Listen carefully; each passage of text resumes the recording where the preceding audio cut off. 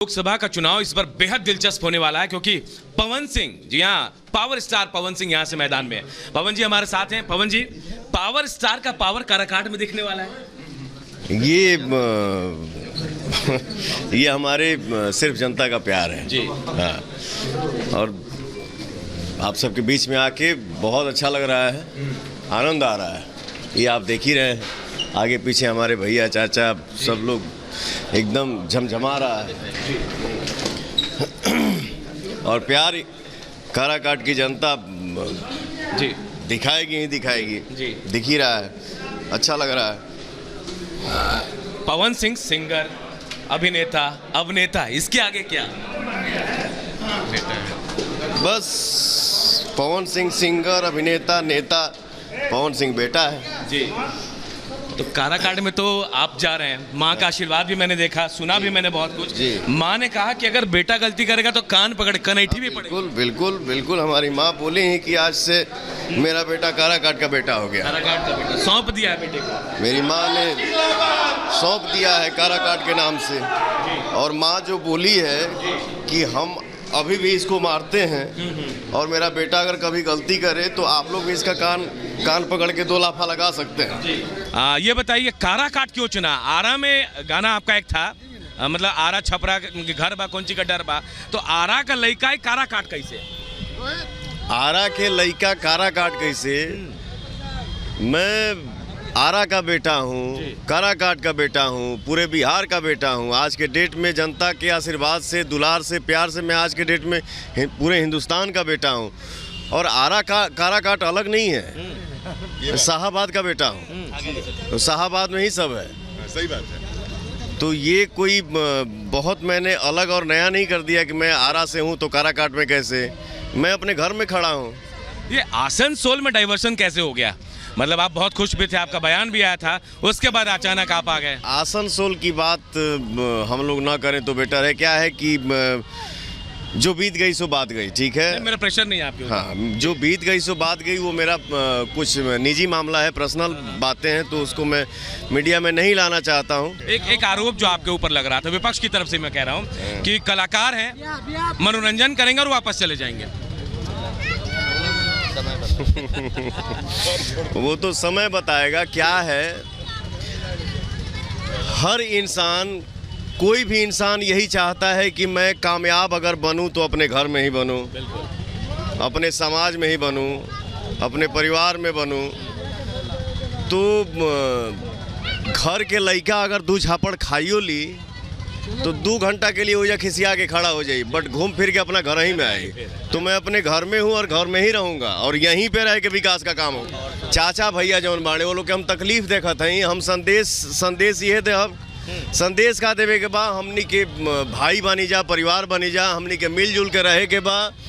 हमने तो जौने बेटा के माइया आशीर्वाद दे के भेज दिले भैया कि बेटा आज से मेरा बेटा काराकाट का बेटा है, तो मुझे यहीं रहना है, यहाँ का तकलीफ जानना है, कहाँ कौन काम रुकल बा, कहाँ कौन चीज़ बंद पड़ल बा। तो हम सब भाई मिल के, हमारे भाई ये सब बताएंगे कि भैया चाहे बाबू बेटा रे हई कर ऐसे कर, तो हम लोग मिलजुल के रहेंगे, हंस खेल के रहेंगे और सिर्फ विकास का काम करेंगे। एक भोजपुरी में गाना जो आप संदेश के तौर पर काराकाट की जनता को देंगे। हर काकी चाची दादी बात रखी हो या, काकी चाची दादी बात रखी हो या, आइल काराकाट तो हर पवनवा मांगेला घूमी घूमी, आशीर्वाद मांगेला घूमी घूमी, आशीर्वाद। बहुत बहुत शुक्रिया और बहुत आपको शुभकामनाएं। और चलिए आगे बढ़ते हैं। संपत्ति के बंटवारे और धर्म के नाम पर आरक्षण के बीच लगातार बीजेपी और कांग्रेस के बीच घमासान मचा हुआ है। वार पलटवार का सिलसिला जारी है, लेकिन कांग्रेस इन मुद्दों से पीछे हटने को तैयार नहीं है और नित नए शगुफे छोड़े जा रहे हैं कांग्रेस के नेताओं की तरफ से। इसी से जुड़ी एक रिपोर्ट आपको दिखाते हैं।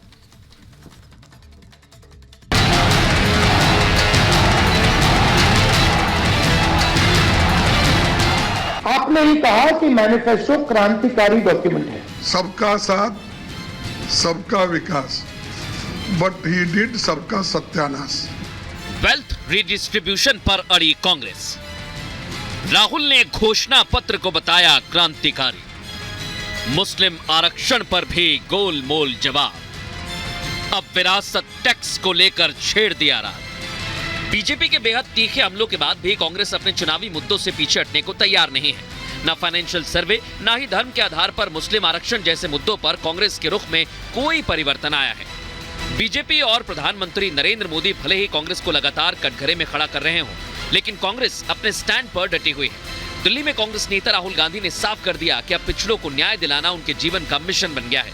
दूसरी तरफ कांग्रेस अध्यक्ष मल्लिकार्जुन खड़गे ने भी वेल्थ डिस्ट्रीब्यूशन के मुद्दे पर सीधा जवाब देने के बजाय बीजेपी पर ही उनके चुनावी एजेंडे से डरने का आरोप लगा दिया। पॉलिटिकल डायरेक्शन आपने मैनिफेस्टो में अच्छी तरह देख लिया है। आपने ही कहा कि मैनिफेस्टो क्रांतिकारी डॉक्यूमेंट है, उसमें एक्सरे है और उसमें जो इनकम इनइक्वालिटी नरेंद्र मोदी जी ने की है, जो 22 लोगों को उन्होंने 16 लाख करोड़ रुपए ट्रांसफर किया, थोड़ा सा पैसा, ज्यादा नहीं, थोड़ा सा पैसा कांग्रेस पार्टी का मैनिफेस्टो वापस 90% को देने जा रही है। थोड़ा सा। He himself said, सबका साथ सबका विकास, बट ही डिड सबका सत्यानाश। बीजेपी इस मामले पर कांग्रेस को किसी कीमत पर छोड़ने के मूड में नहीं है। दिल्ली में बीजेपी की महिला कार्यकर्ता कांग्रेस के मैनिफेस्टो के खिलाफ सड़कों पर उतरे। प्रदर्शन कर रही महिलाओं ने कांग्रेस के खिलाफ नारेबाजी की और आरोप लगाया कि वो किसी कीमत पर उनकी मेहनत की कमाई छीनने नहीं देगी। अब कांग्रेस बात करती है कि इतने ग्राम तो महिला रखेंगे, इतने ग्राम पुरुष रखेंगे, बाकी हम सब बांट देंगे। क्यों भाई, क्यों बांट दोगे? आपको क्या राइट है किसी के धन को बांटने का? तो कांग्रेस हमेशा ही तुष्टीकरण की बात करती है, हमेशा सांप्रदायिकता की बात करती है, एक अल्पसंख्यक समाज की बात करती है, जबकि जो भाजपा है वो सभी को साथ लेकर चलती है। ये जातिवाद फैलाती हैं, जबकि जातिवाद हमें नहीं फैलाना चाहिए, क्योंकि जातिवाद से कुछ नहीं होता। हमें अलग अलग फ्रैक्शन आ जाते हैं और हम भेदभाव करने लगते हैं।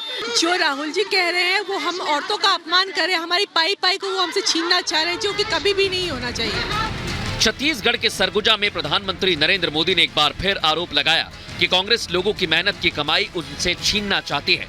मोदी ने कहा कि कांग्रेस सत्ता हासिल करने के लिए संविधान से भी समझौता करने से नहीं चूकेगी। साथियों, कांग्रेस की नजर सिर्फ आपके आरक्षण पर ही ऐसा नहीं है। कांग्रेस की नजर आपकी कमाई पर, आपके मकान, दुकान, खेत, खलिहान पर भी है।